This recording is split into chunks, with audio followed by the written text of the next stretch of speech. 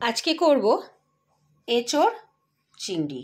তার জন্য যা যা উপকরণ লাগবে সেগুলো আমি একসাথে গুছিয়ে নিয়েছি, একবার বলে দিই। এঁচোড়টাকে আমি ভাপিয়ে নিয়েছি, চিংড়ি মাছে নুন হলুদ মাখিয়ে রেখেছি, আর আলু ডুমো ডুমো করে কেটে নিয়েছি, সাথে পেঁয়াজ কুচো করে নিয়েছি, আর 2টো কাঁচা লঙ্কা নিয়েছি।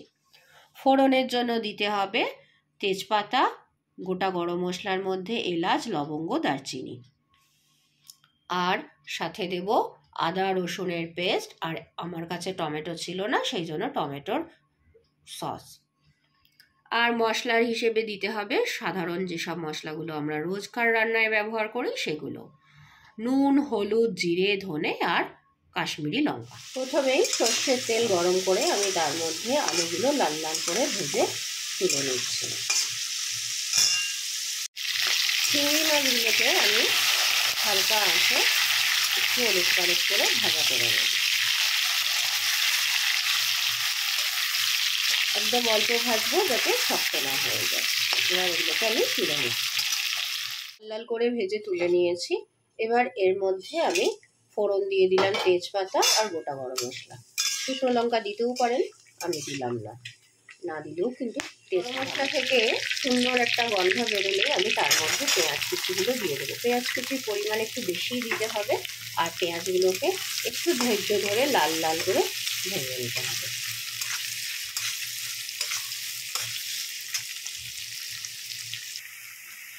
পেঁয়াজটা বেশ লাল লাল করে ভাজা হয়ে এসছে, তখন আমি দিয়ে দিচ্ছি আদা রসুন পেস্ট আর টমেটো।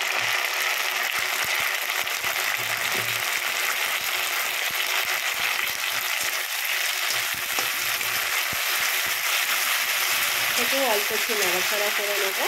তার মধ্যে আমি একটুখানি দিয়ে দেবো সব শুকনো মশলাগুলো: জিরে, ধনে, হলুদ, লঙ্কা, নুন সবই মেপে রেখেছিলাম। আমার এটা 500 গ্রাম মতন এঁচোড়ের করবো, সেই অনুযায়ী আমি মশলাটাকে দিয়ে নিলাম। এবার একটু অল্প জল দিয়ে দেবো যাতে মশলাটা পুড়ে না যায় আর খুব সুন্দর কষানো যায়। এবার আমি খুব ভালো করে কষাবো যতক্ষণ না তেল ছেড়ে আসে। এটা কিন্তু প্রায় কষিয়ে এসছে। আমি এখন সেদ্ধ করে রাখা এই এঁচোড়গুলো দিয়ে দিলাম। এগুলো কিন্তু ভেজে নিলেও খুব ভালো হয় তেল, কিন্তু তেল কমানোর উদ্দেশ্যে আমি আর এগুলোকে ভাজিনি। এমনিতেই এঁচোড় তরকারিতে অনেকটাই তেল লাগে, তাই আলাদা করে আর বেশি তেল খাবো না বলে। কিন্তু আপনারা যারা দোকানের মতন বা বিয়েবাড়ির স্বাদে করতে চান তারা কিন্তু এই এঁচোড়গুলোকে একটু ছাঁকা তেলে অল্প করে ভেজে নিতে পারেন, তাহলে স্বাদ দেখবেন অপূর্ব হবে। এইভাবে করে খেলেও খুব ভালো লাগে। তা আমি এবার এগুলো এর সাথে দিয়ে একটু কষিয়ে নেব। সাথে দিয়ে দিলাম 2টো কাঁচা লঙ্কা। এখনই দিয়ে দেবো যাতে ভেতরে ঝালটা ঢুকে যায়। আমি খুব একটা ঝাল পছন্দ করি না, তাই 2টো দিলাম। আপনারা আপনাদের স্বাদ মতন কম বেশি দেবেন। আর যারা একটু মিষ্টি পছন্দ করেন তারা এর সাথে কিন্তু একটু চিনিও অ্যাড করে নিতে পারেন, রঙটাও তাহলে আরও ভালো হবে। আর যেটা বলা, যেহেতু আমি টমেটো সস দিয়েছি, আমার টমেটো ছিল না, তাই জন্য আমি আর চিনি অ্যাড করবো না, কারণ টমেটো সসের মধ্যে একটু মিষ্টিটা থাকে। বেশ ভাজা ভাজা কষা কষা হয়ে এসছে, আর একটু কষবো। কিন্তু এই সময় আমি এই ভাজা আলুগুলো দিয়ে দিলাম, যাতে আলুগুলো খুব সুন্দর ভাজা ভাজা কষা কষা এই মশলার সাথে সুন্দর মিশে যায়।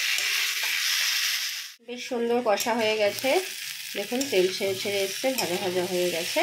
এই সময় আমি দিয়ে দিলাম চিংড়ি মাছগুলো। এবার এটাকে একটু নাড়াচাড়া করে নেব, আর তারপর দিয়ে দেবো গরম জল।